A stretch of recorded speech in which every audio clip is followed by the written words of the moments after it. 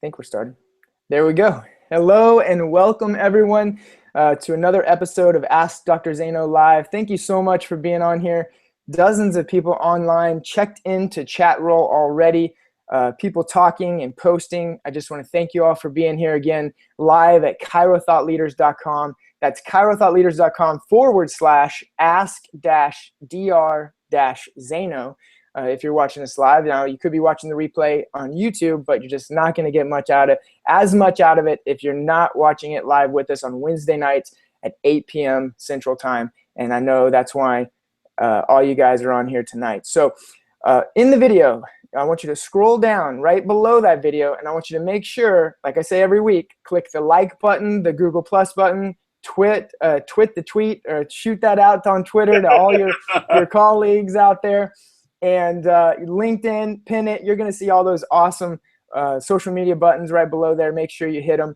And yes, just like people are already doing, Leticia, thank you so much. Post those questions that you have for our guest, Roberto Monaco. If you get our emails, you know we have a very, very special guest tonight.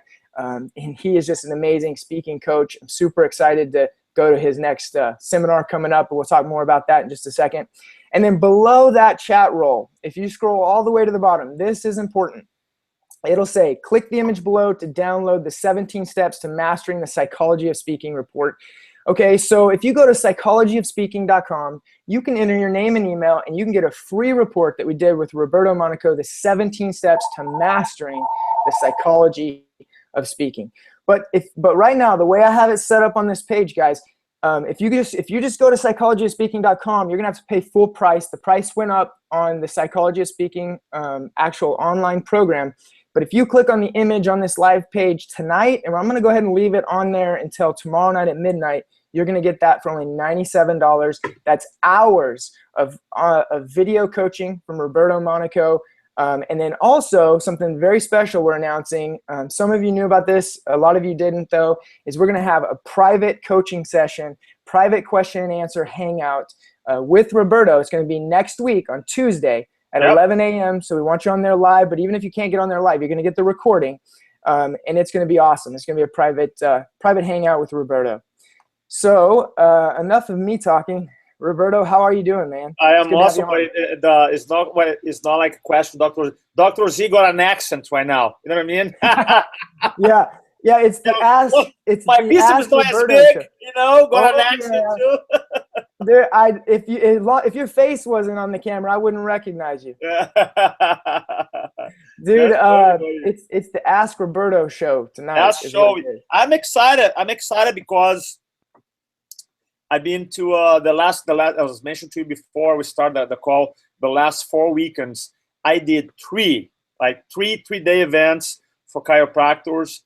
And it has been so cool to just impact the industry and to really, I'm super aware of the questions people ask me, the challenge they're having with the dinner, with the corporate talks, with the doctor's reports, with talks about if they want to incorporate nutrition, if they want to incorporate stress, if they want to speak for 10 minutes, 15 minutes. So I have got so many questions, so much content. So I'm here today just to talk about what I believe is the most important thing, which is your headspace, because it starts there. There's no successful speaker, there's no successful closer, there's no successful influencer who doesn't have a very powerful psychology first, So yep. I would love to hear some of the questions that you have, so I can just add a lot of value today. Awesome, man. Well, we appreciate that. Thank you for always giving of your time and being on the show with us. So let me start you off with a question we got in from an email. It looks like a tough question to me, Roberto. Okay. So, all right, here we go. It says, I am closing my workshop Zaino style, is what he says. With this is what he says. With that part where Dr. Zaino says, what system needs to be checked now and for the rest of your life? Who needs this and when should they start, et cetera, et cetera. He says, but I'm still finding way too many just interested people. They say great talk, but nobody's taking action. Nobody's signing up. Okay. All right. So he's having problems. Okay. So here you go. So I always like to respond a question like this, saying like with this. Without me actually watching your entire talk, it's not fair with you, doctor. Gotcha. Right? So I want to make sure without me giving. I'm gonna give ideas for sure. I'm not trying to walk out, escape the question here. I'm gonna give you ideas, but I want to make sure without mean the whole thing is not fair with you, because I believe that closing is more like a completion than closing, if that makes sense. Because when someone introduces you powerfully, okay, when you open up a talk, you grab the attention right away. When you pre-frame the chiropractic message, when you talk about the benefits of the workshop, when you tell your personal story as a doctor, so that the audience really feels connected with you. When you create something influence, I call identification. Identification is that when your audience see their challenges, their problems in your story, not right now, but where you come from, you build up this massive connection.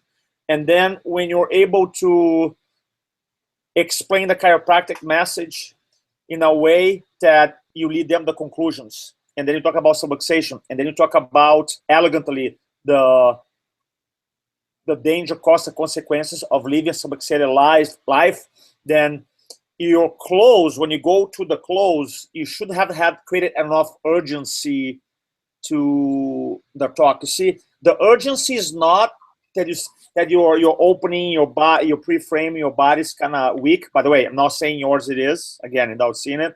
But then you have this masterful close, then you move everybody. I don't believe that. I believe that's everything.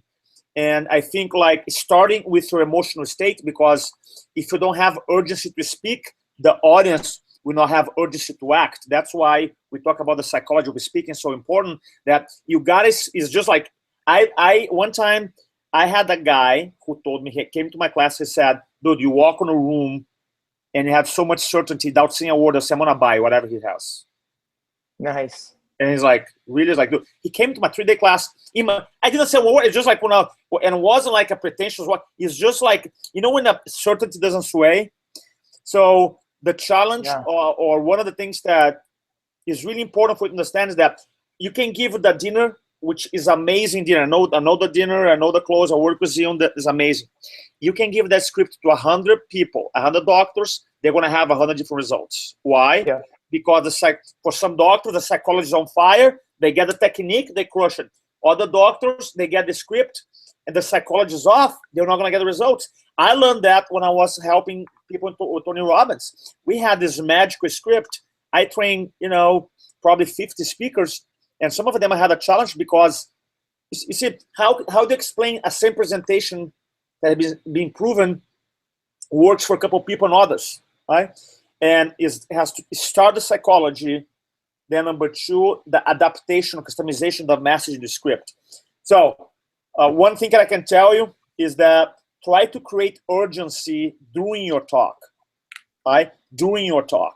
Ask a lot of commitment, consistent questions during your talk, so that when you come to close, it's not like they're like, man, take me out of it. Yeah, I want to do it, right? Because if you haven't created enough urgency during your talk, the close, you can, there's a couple things you can do. Pricing, drop the price, create urgency.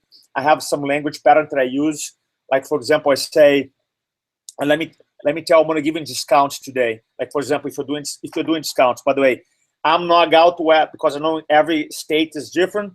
So if you have a question about discount, call my buddy John Davila. He's the man. But if you are dropping the price, I'll say, let me tell you why I'm doing this today. And you pause. Then you say, because cancer doesn't wait, heart disease doesn't wait, subluxation doesn't wait, the bad boys don't wait, right? And so it's kind of like you want to create this movement.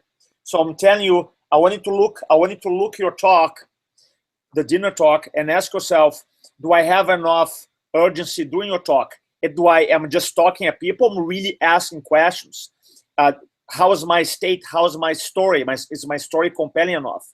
So I believe that closing is a combination of things, and obviously you gotta close strong. I believe that, but it's not a close; it's a combination of everything. So, dude, what you just said was that was it. Like, I mean, seriously, that's the difference between, and all it is like the difference between me going in there and saying, I really think everybody should have their spine checked, versus me saying, it's so important that you get your spine checked tonight, that you sign up. Like, I'm here for you because you have never had your spine checked. Yeah. Look, you just got to get your spine checked. Like, you can tell the difference. Oh, in me. Like, in the body language, yes.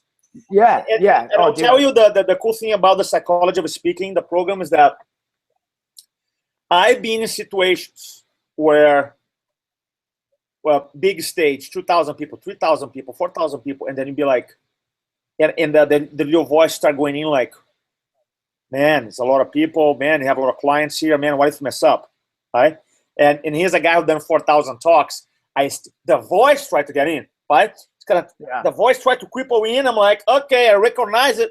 So then I use these tools to just smash it, and now I show up powerfully. So that, like you said before, the psychology drives everything.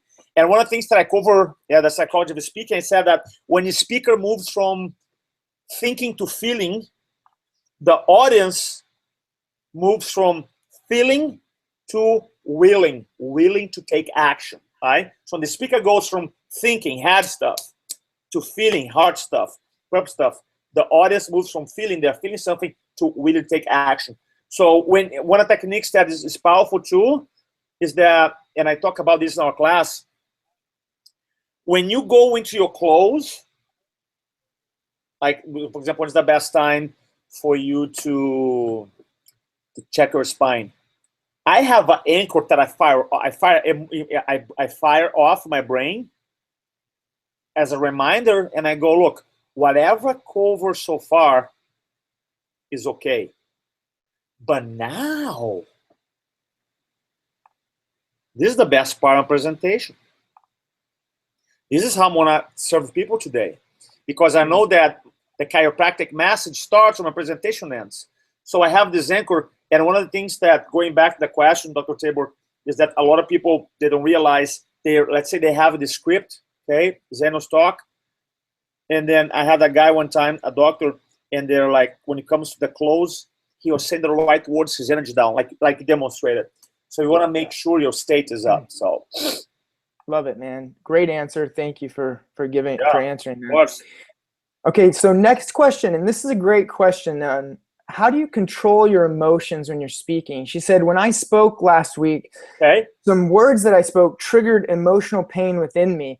And so she had that emotional, she showed that while she's trying to speak. She said, is this okay? Does the audience respond to this? What does she do? So here we go. Well done. Congratulations. Yeah.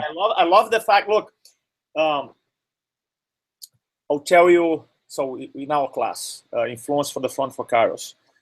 So we have a class Friday and Saturday. There's something to do the personal story exercise. So I break the class in groups. So every doctor shows up and tell the story. I teach a sequence, So one of the things that I teach in our class is, for you as a presenter, you gotta be able to relieve your message before you tell your message. In other words, you want to make sure right before you tell the story, you want to kind of like play the story in your mind. You're kind of like reliving, right? You're playing, so that you bring back the emotion and you speak with emotional content.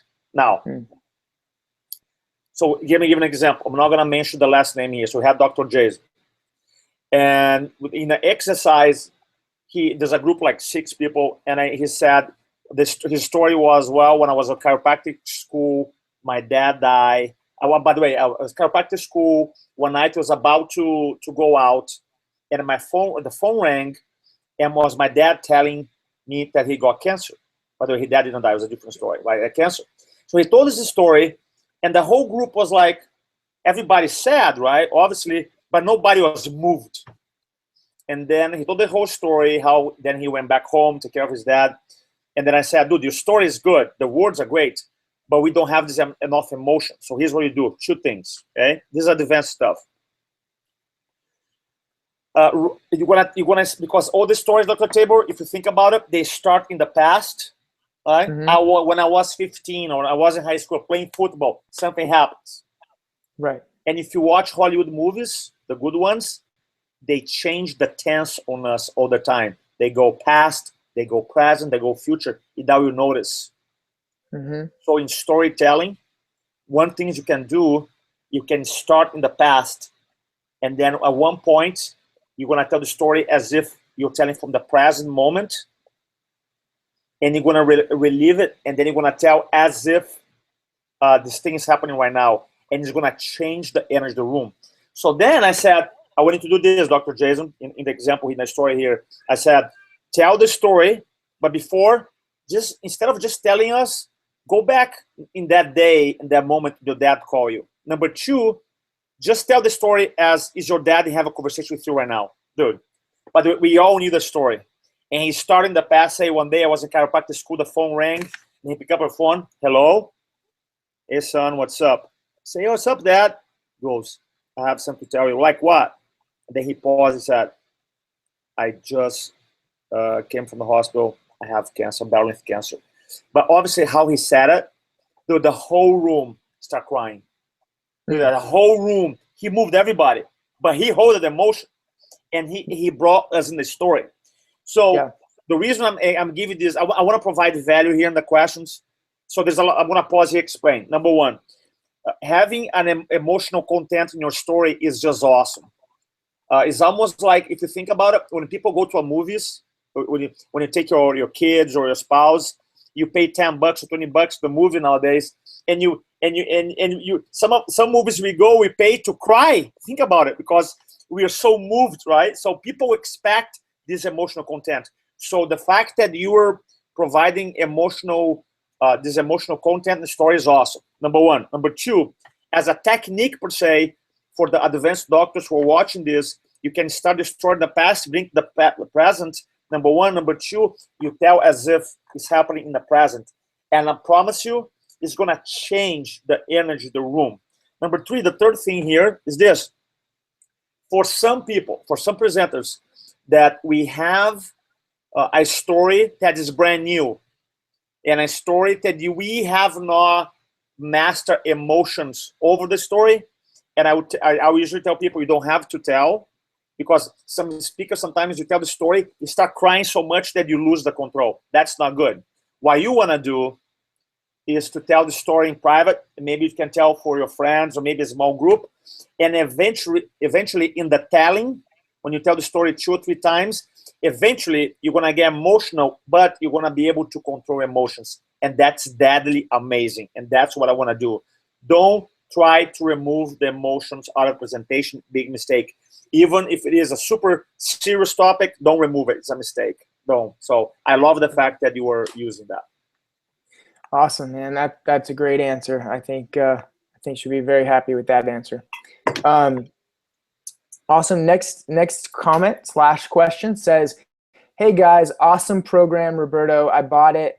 He's talking about the Psychology of Speaking program. If you guys are just joining us, or if you've been listening, you can scroll down to the bottom of the page on the live event page at chirothoughtleaders.com. You can click on the image at the bottom of the page, and it'll take you to the only available link where you can still get that entire program for only $97. And just click the buy button, get started tonight. You'll instantly get access to all the videos. You get the entire audio, so you can download it, put it on your phone, and listen to it on the go. You also get a really cool PDF download of the 17 steps to mastering psychology of speaking that we had created as well. So anyway, he goes on, Dr. Tassi goes on, he says, you recommend to get to know your audience before the talk.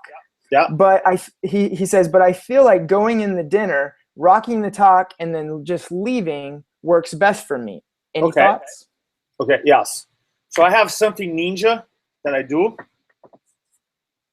that I really recommend. Something that I adopted myself years ago, and I share with my clients. One of the things that I want you to do, I want you to come up with a 1-question survey.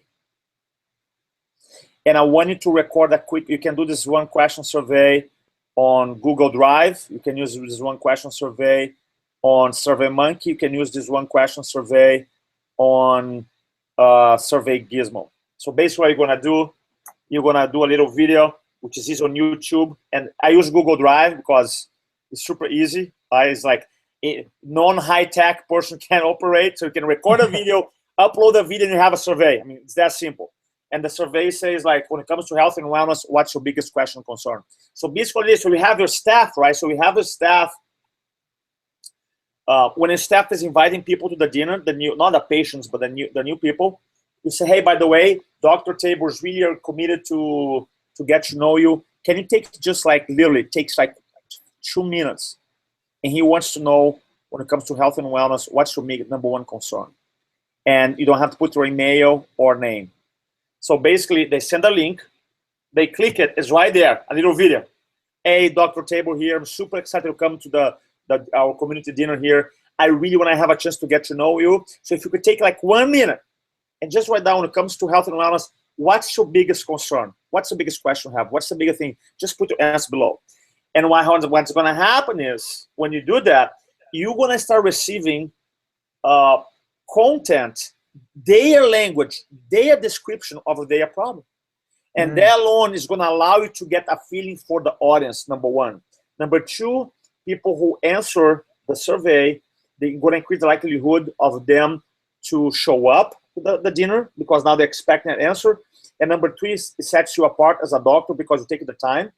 And number four, you can use their language that they describe the problem, the conditions, and I use their language to create future products, or because now the ultimate report is when your message matches the audience's conversation, right, in their mind. Here's your message, here's a conversation. They're telling exactly what they want to hear. So one way for you to get to know your audience without staying there at the end is doing that. It's a feeling, it's almost like you know who they are. And I understand the whole psychology of speaking, close, and leaving. I seen and I think it's great. I know Dr. Z does. He goes in, and a lot of doctors that I coach do that too. I think it's great. I'm not anti-leaving, so of staying or leaving. I think it works for both. If you want to speak and leave, I think it's great. A lot of doctors do it very successfully. So yeah, dude. Man, that's taking it to the next level right there, that's dude. This is another level. That's Tony, dude. Hey, did I go? I'm sorry. Tony Robbins does that. Yo, that's it. You know what I mean? We take the next level, baby. Take the next level.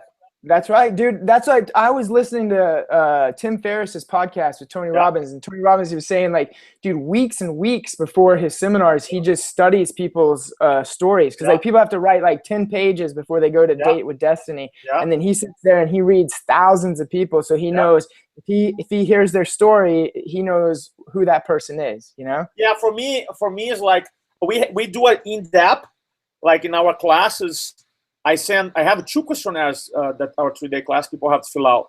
But for the dinner, because people don't know you per se, that's one way for you to kind of build up, get a sense of what they are. Yeah. And as a sense, don't come up like a 10-question survey though. Come up like 1, maximum 3. You know. Yeah. And becomes one more reason of when you say call to confirm. Say, hey, just make sure you have a chance to it. So I feel like that.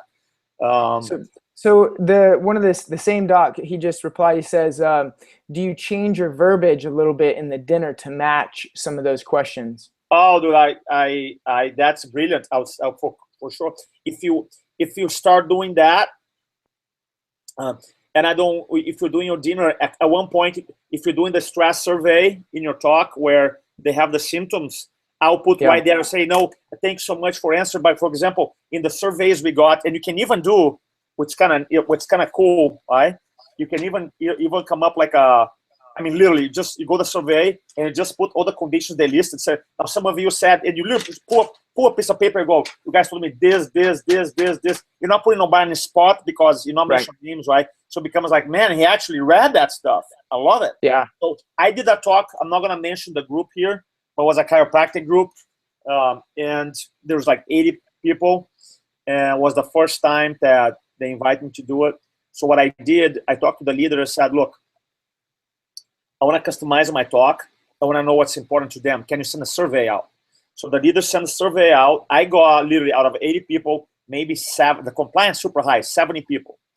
And the way I opened up the talk, it was like, look, guys, because they didn't know me, and I want to hit my talk right away strong. I said, look, according to the group, I know in average you guys are speaking 1.2 times a month. I know in average you're recording 1.2 videos, and I start dropping all this knowledge about the group. They go like, whoa, you know? So automatically I'll build up this rapport and I kind of like knew their psychology going in. So that's Yeah. one way to do it.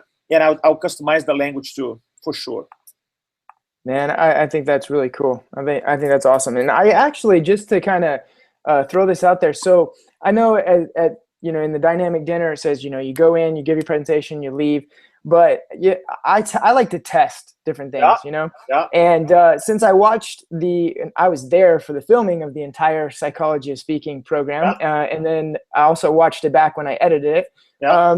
And I knew that. I heard you say, go in and introduce yourself, get to know them, talk to them a little bit before the talk. So I started doing that because a lot of times I get there early anyway, before the waiters have taken all their orders and all that stuff. So I just went around table to table, shaking their hands. I've done this for the last 2 talks that I did since we filmed this program, and I feel like it was nice. It was good to get to know people. They felt like I was there longer, with them at the dinner, and I don't know. I thought it was really cool. No, it's really cool too. No, it's cool too. What's that? Dr. Table, when you so here's the psychology. Okay, meeting people before is gold. Yeah. Let me tell you why it's gold. I think it's gold because, number one, as a presenter, gives so much. You kind of like removing all the uncertainty, because just like you just getting to know people, kind of like I'm going to have a talk with my friends, kind of psychology. And then I like to ask you, once I have rapport with them, and if I feel like there's not people listen to it, they have a space, like, man, so if you could learn anything in terms of health and wellness, what would you like to discover today, or what would you like to what you want to learn? And I'll say, oh man, I have this condition. It's like, okay, I just make a mental note, and I want to talk about subluxation and be like, for example, I'm not gonna single out a person, right? So let's say the person talk about, I have migraines for 20 years, and the person is right there to my right. I look to my left, like, look, a lot of people struggle with migraine for 5, 10, 20, 30 years, and just obviously because I have subluxation in that, right? But I'm not single out that person. I'm just looking at the other side of the room. So I like that because now it's just ammunition for closing. Yeah. So personally, I always, now if in a big group, let's say 200, 300 people, and I wanna, let's say someone, I go to an event, someone, I saw you speak, man, I learned this, changed my life. I said, I'm gonna be talking about that. Do you mind if I call you up and just mention your name that you talk about it? It's like, no, it's okay. So now in my talk, say I was talking to Fernando. Where's Fernando there? Oh, Fernando, big hand for Fernando. I was talking to Fernando. He's using this strategy. So I do stuff like that because I want to utilize the audience to advance my message, right? So some of us, we're so caught up in a script that we don't have the flexibility of incorporate some things to add to the message. Closing. So me personally, I'm not suggesting that you should stay longer, but get to know a couple people before and ask them, I'm curious, when it comes to health and wellness, what's your bigger question concern right now? I mean, look at this. It takes 2 seconds. Oh, I have a problem with thyroid. You'll say, okay. Oh, interesting. Okay. Yeah, we help a lot of people. We help a lot of people that. Now we make a mental note, and then you just like, that's influence. Right? Dude, I love that. I love that. And I love, so and the cool thing is that, people listening and hanging out on this hangout, chiropractors through chiropractic thought leaders, all of our members, like we're all at different levels right now. Like some people are they're just good to learn the script and get up there and start doing dinner workshops. And that's a huge win. That's a huge success for them. Huge. Probably the biggest win.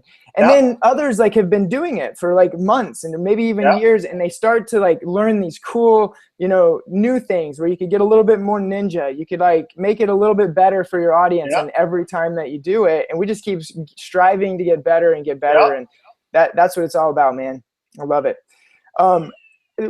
Actually, I have enjoyed this hangout very much. In fact, the time has flown by. It's already getting to be 30 minutes in. So what I want to do is I want to definitely encourage people to join the Psychology of Speaking program. If you scroll down to the video and click there, one of the reasons is just because you're going to get it at a discount tonight. It's going to make you a better speaker. The second great reason is actually we're going to get Roberto Monaco live in a private time, a private coaching session on private group coaching session on Tuesday this next week at 11 a.m. Don't worry, if you can't be there live, we will have the recording for you.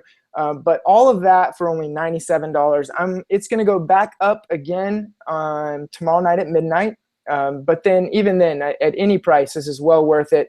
Guys, we're all just trying to improve our skills. We're trying to share this message. We have a powerful message, and we're trying to get it out to as many people as we possibly can. And we're doing that as a tight-knit tribe. I love our Kyra Thought leaders and all of our doctors on here. And I love you, Roberto, Monaco. I love it too, but you know what we can do? For the people who register for the program, they can send the questions to you directly or to me, That's whatever, right. doesn't matter. I'll work, Great. I promise. I put some love on it. And then I'm going to, if you can sign up today and send a question to Dr. Tabor or to me directly, I don't care, whatever works for you, but logistically, I can come up and do like some cool, that is going to be like more like $1,000 training in addition to